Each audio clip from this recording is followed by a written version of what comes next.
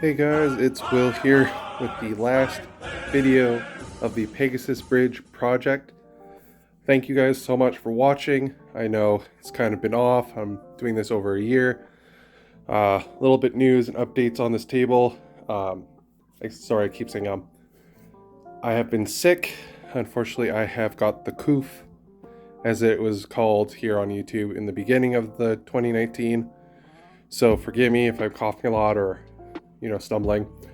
It's been hard to kind of breathe and stuff, and it's been affecting me. I'm still positive, unfortunately, during the time of this video. So that is what it is. But over the years, I've finally finished this bridge. We're gonna go over it. I know it's not like an amazing, huge board, and there's not a lot of water effects. I'm still working on that. That's an after effect thought. But it's not glorious like you'll see at like mini wargaming or on point. Where did they forget what they're called? Not on point. On point though, still really prefer him. He's a really good video if you guys like bolt action stuff. Recommend him. They do battle reports for bolt action. If I remember their name, I'll put them down in the link below or a little card up in the top there. But currently where we're at, this is the bridge laid out. Again, I have more terrain than this, so just this is what could fit. The mat is not big enough to cover all the slat board that I put down, but here we are. So starting off here, we have, as you look at this setup, this is made so that you can play all the scenarios in the book. And I do have more models, so you could play the extended version of this if you wanted to. But here, as we have the initial scene where the glider is crashed, and the man himself of the hour, the major that is leading them. I believe it's Major Howard. I could be wrong. Again, if I'm wrong, I'll put a little thingy that says he's fixed here in the timeline. But he's leading his men as they just crashed into with the glider. If you guys want to know about the units and the armies and factions and the divisions, squads, whatever you want to call them, of each side, take a look at my video where I build the models from this box set. It goes into detail about each faction and the men who fought in it. So we have his squad of dudes.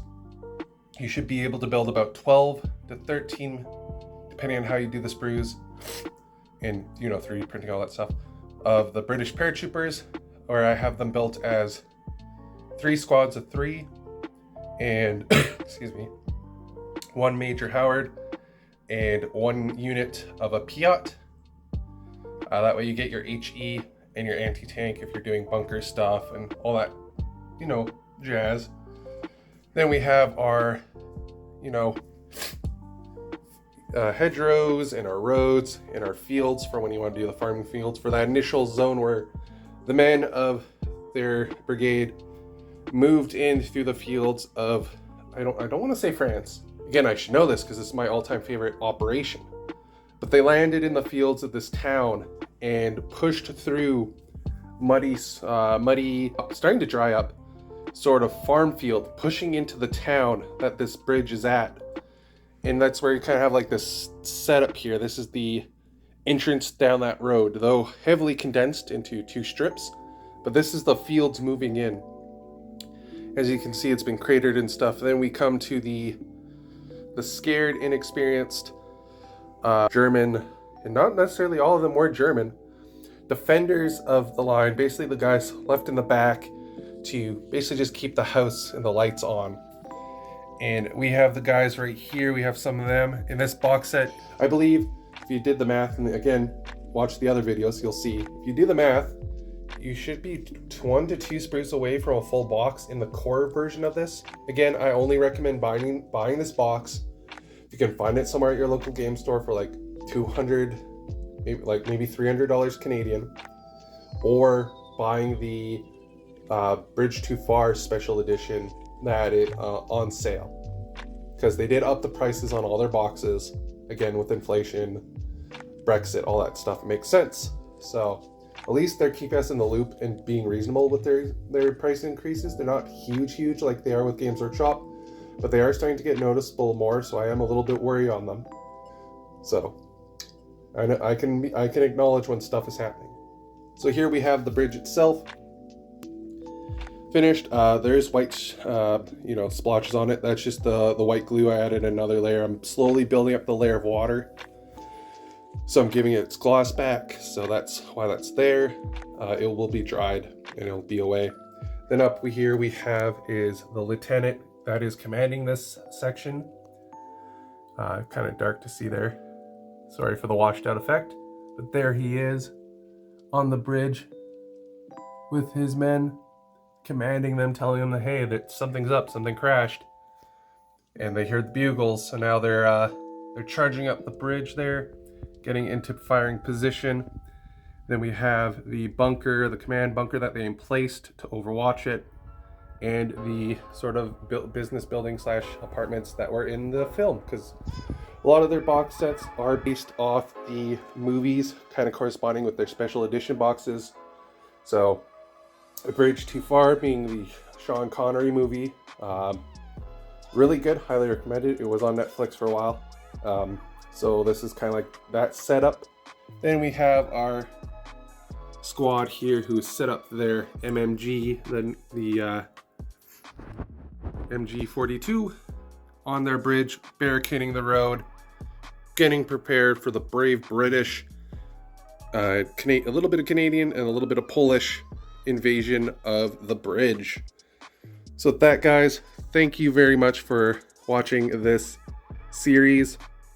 I will have photos in a slideshow here. Thank you very much. Sorry again that this isn't, an amazing, awesome little tiny bricks scattered on the map. High detailed like buildings and foam I cut it and scourged and built a whole table in a basement for.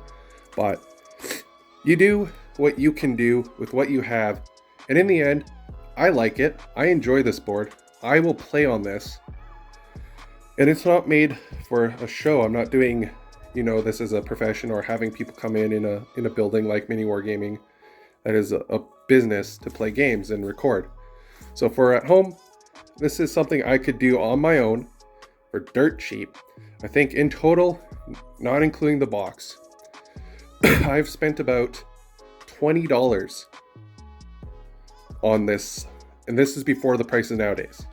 So I spent about $20 on this. I bought the foam, which the bridge is on, the card, which is all this is built on, like the hill, the base, on all the bases that like the craters are on. That's all like $3 in total. Excuse me, the resin for the water I already owned. That was about $10, but that was for a modeling one, so I use it for other things than just that, so I already had it. The glider is a model, so it was costed at a model. Again, that foam that it's onto I had to buy separate was another $5. So with everything in mind, with having the models already had, supplies I had, it was about $20. But if you're looking to do this sort of thing on your own, starting from scratch, you're probably looking at more, and depending on where you live, and with the current money value, you're probably looking at about $50, just because you're going to be, excuse me,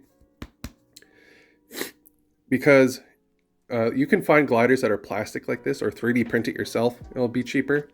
The Sriracha glider is a little bit more pricey than what I think it should be for what it is, seeing as Italeri makes a half-costed plastic version to this almost the exact same scale with models. So you can already get half this box, this starter box from Italeri. You just don't get that great customization of the Warlord models that you do with the Italeri, because they're diorama pieces, they're not game pieces. Which is weird to say because usually it's the opposite, but they like the train more. So besides that, the bridge box set itself, buying the glider, buying the walls, because you can make walls on your own and that makes dirt cheap. But I bought the walls because I was running out of time, or at least I felt like I was running out of time. So buying those walls, I've spent about maybe, with the box set itself nowadays goes for about $400 if you get it on sale, or $500 max, anywhere between like $500 to $400, like $430. It is their smaller box, and they've kind of acknowledged that, so it is a little bit less priced, but it's not a huge discount. It can add up, and again, this depends on where you live, how much you're spending, how big of a building you're going, what you already have, and again, buying it all together, you're looking at around that $500 to $600 range. If you're lucky, maybe that $480 range. But it is doable. If you've been modeling and playing this for a while, especially if you have a family member who's in construction, this is all the stuff can be made in your home pretty easily with very minimal. This is my first real attempt at doing terrain stuff like this. So if you guys want to see how I built all this stuff, how I'm doing it, please watch the rest of the videos in this playlist or on my channel. If you guys like this sort of thing, please let me know. I'm going to be doing more streaming on Twitch, so I can show you how to do stuff. I can build more things. Next project in the future here, I will be working on the Gentleman Wars box that came out. So I got British and German Africa Corps stuff and Desert Rat stuff coming out to you. So I'll be working on that in the future. With that, thank you guys for watching. Thank you for staying with me for all this. And I hope you guys enjoyed this. If you guys want to see more modeling, gaming, video games, board games, reviews, I should hopefully be doing more videos those in the next couple of days here, seeing as I have all the time in the world now basically to do this. But with that, we will see you guys in those videos. Bye-bye.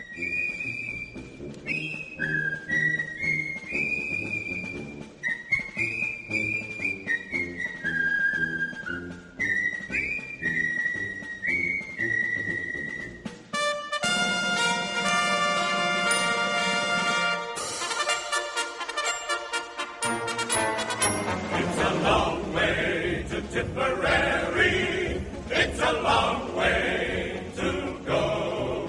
Pack up your troubles in your own kit.